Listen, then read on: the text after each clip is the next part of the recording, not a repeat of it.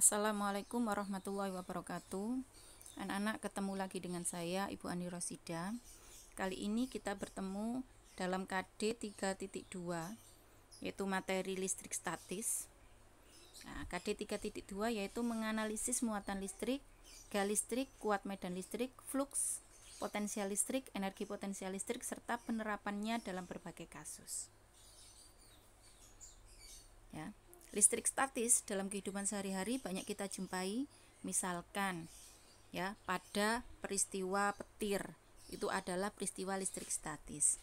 Contoh lagi, saat di SMP kalian juga pernah melihat fenomena jika penggaris digosok dengan kenwol, kemudian didekatkan dengan potongan kertas, maka kertas akan tertarik sebentar. Ya, itu adalah fenomena dari listrik statis, yaitu fenomena perpindahan elektron yang interaksinya sangat cepat. Nah, bab listrik statis yang kita pelajari yaitu muatan listrik, gaya kolom, dan kuat medan listrik. Ya, nanti muatan listrik, gaya listrik, kuat medan listrik, gaya hukum Gauss, kuat medan listrik, muatan kontinu. Kemudian energi potensial dan potensial listrik meliputi energi potensial listrik, hukum kekekalan energi mekanik, dan medan elektrostatis. Yang terakhir tentang kapasitor, ya, yaitu kapasitas kapasitor sama rangkaian kapasitor. Persamaan gaya listrik, ya, yang menemukan tentang fenomena interaksi listrik itu adalah hukum Coulomb, sehingga disebut dengan gaya Coulomb. Ya, berapa besar gaya Coulomb yang terjadi? Yaitu F sama dengan 1/4 pi E Q1 kali Q2 per R12 kuadrat, atau F sama dengan K Q1 kali Q2 per R12 kuadrat. F adalah gaya Coulomb, F vakum, gaya Coulomb di ruang hampa, E sama dengan permeabilitas dalam bahan, K adalah konstanta dielektrik peristiwa relatif bahan. Ya, jadi K ini sama dengan 1/4 pi E0. Persamaan kuat medan listrik. Kuat medan listrik adalah daerah di sekitar muatan listrik yang masih dipengaruhi oleh medan listrik. Ya, jadi masih dipengaruhi. Itu namanya kuat medan listrik. Bisa dihitung menggunakan rumus E sama dengan K Q per R kuadrat. E adalah kuat medan di suatu titik, Newton per kolom. K adalah tetapan kolom, yaitu sebesar 9 kali 10 pangkat 9. Kemudian Q adalah muatan sumber, R-nya adalah jarak titik yang diukur medannya terhadap sumber listrik, sumber muatan listrik. Ya, persamaan hukum Gauss ini fluks listrik, yaitu jumlah garis medan atau fluks listrik dalam Weber. Ya, jadi jumlah garis-garis gaya yang menembus suatu permukaan benda sebesar Newton meter kuadrat per kolom itu namanya fluks listrik, yaitu sebesar E kali A cos theta sama dengan Q per E0. Persamaan medan muatan kontinu, ya, tahu sama dengan Q per A. Q adalah rapat muatan listrik, Q adalah muatan listrik, A adalah luas penampang setiap keping. Ya. Medan listrik ini misalkan muatan ujinya berupa kulit bola bermuatan. Kalau ini bola pejal bermuatan, maka letak muatan ujinya misalkan di luar bola, maka R-nya lebih besar dari R bola. R bola itu R besar atau jari-jari bola. R kecil adalah jarak titik ujinya, maka E-nya sama dengan kaki per R kuadrat. Sebuah bola pejal juga seperti itu. Kalau di permukaan bola berarti jarak titiknya tadi sama dengan jari-jari bola, maka E sama dengan kaki per R kuadrat. Kaki per R kuadrat.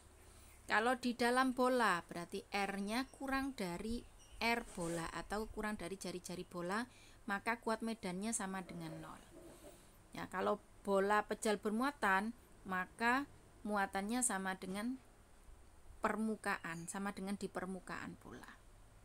Ini kalau medan pada bola bermuatan listrik. Persamaan energi potensial listrik. Ya, energi potensial listrik adalah usaha atau energi yang diperlukan untuk memindahkan suatu muatan, ya, dengan jarak tertentu. Maka rumusnya W12 sama dengan delta IP. Ini adalah berarti usaha itu sama dengan energi potensial.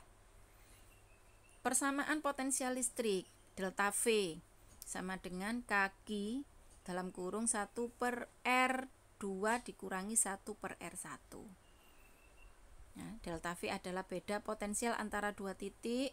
Delta IP adalah perubahan energi potensial. Q0 muatan uji. R2 adalah jarak titik kedua. R1 adalah jarak titik pertama. Hukum kekekalan energi mekanik dan medan elektrostatis.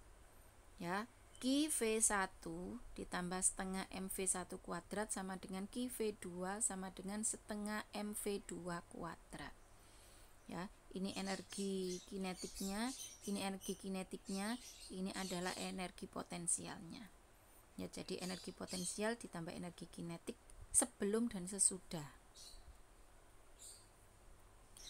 Kapasitas kapasitor keping sejajar.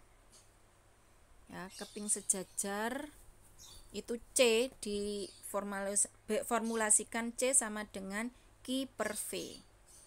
Kapasitas kapasitor bola.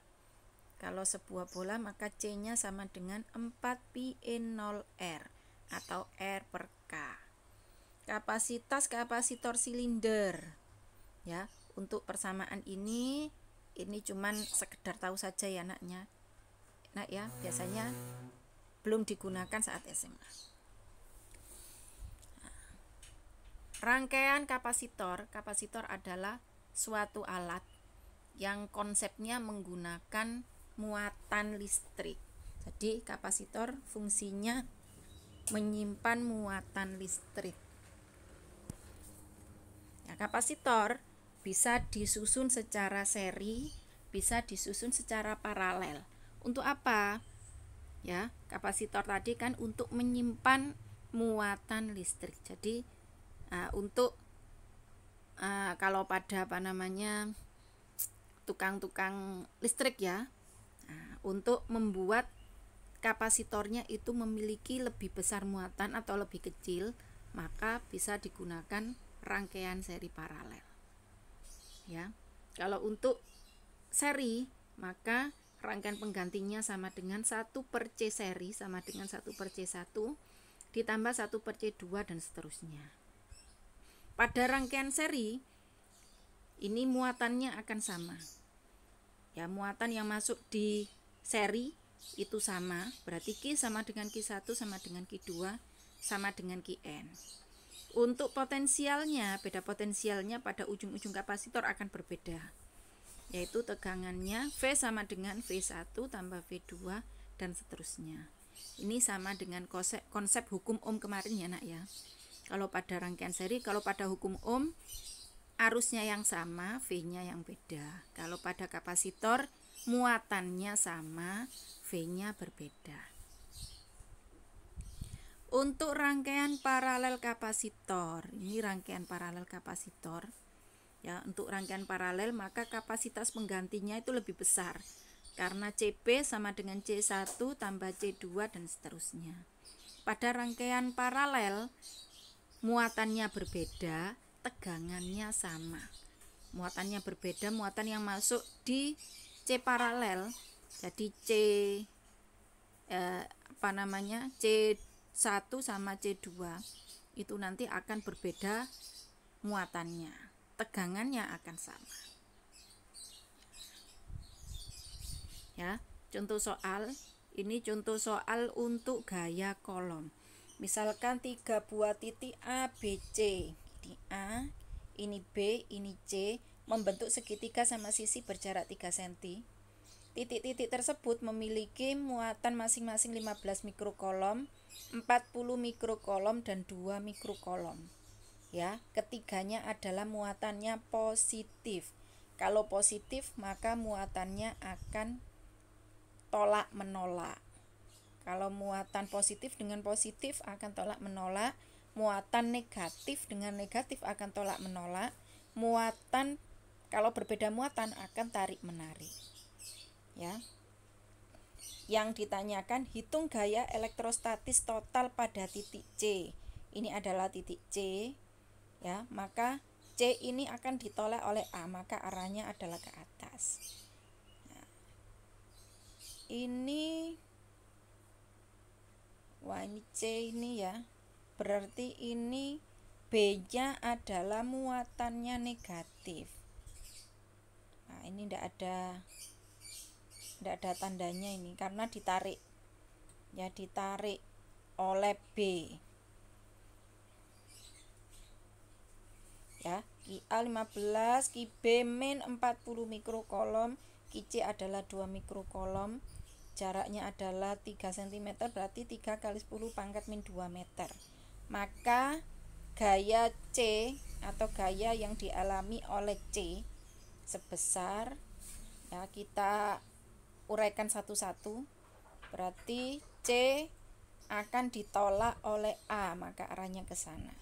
Maka FAC sama dengan K QA QC per RAC kuadrat. Kita masukkan rumusnya, hasilnya adalah 300 Newton.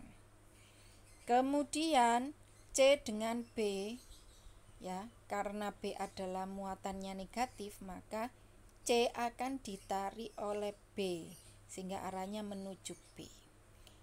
Nah, maka FBC sama dengan K QB QC per RBC kuadrat. Kita masukkan nilainya 942 dibagi 3 kali 10 pangkat min 2 kuadrat, hasilnya ini. Ya. Nah, ini karena C-nya ini mendapat dua gaya FAC dan FBC, maka resultan vektornya harus dijumlahkan. Ya, ini adalah resultan vektor. Resultan vektornya adalah ini, rumusnya FC sama dengan akar FAC kuadrat ditambah FBC kuadrat ditambah 2FAC kali FBC cos alfa. Ya, ini cos alfanya sama dengan 120 derajat. Nah, hasilnya berarti diakarkan, hasilnya 7 kali 10 pangkat 2 Newton atau 700 Newton. Anak-anak, sekian materi untuk listrik statis. Ya, untuk lebih jelasnya kalian bisa pelajari buku paket kalian, buku LKS kalian. Kalau ada yang ditanyakan bisa japri Bu Ani ya. Ya, untuk tugas kali ini kalian tulis saja rangkuman dari materi yang saya sampaikan. Kamu tulis saja, tidak usah dikirim. Untuk latihan soalnya bisa kalian coba evaluasi bab 2. Ya, nanti pertemuan yang akan datang akan kita bahas. Demikian saya akhiri. Wassalamualaikum warahmatullahi wabarakatuh.